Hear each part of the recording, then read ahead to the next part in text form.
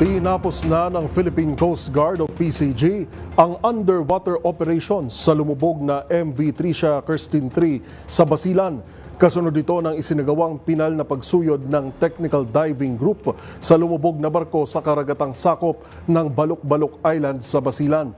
Ayon sa PCG, wala nang nakita pa na natrap na katawan ang divers sa isinagawang reswiping. Bagamat tinapos na ang underwater operations, tiniyak ng PCG ang patuloy na pakikipag-ugnayan sa mga mangingisda sa paligid, pakikipagtulungan sa mga otoridad at pagpapatrolya.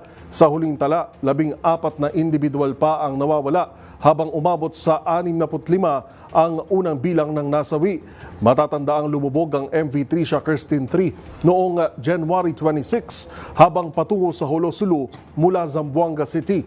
Samantala, sinibak na sa serbisyo ang 4 na tauhan ng Coast Guard matapos mabigo na magsagawa ng independent verification sa aktwal na bilang ng mga pasahero. Hindi rin anya na inspeksyon ng maayos ang load line markings ng barko, isang kritikal na hakbang para matiyak ang kaligtasan ng biyahe ng barko.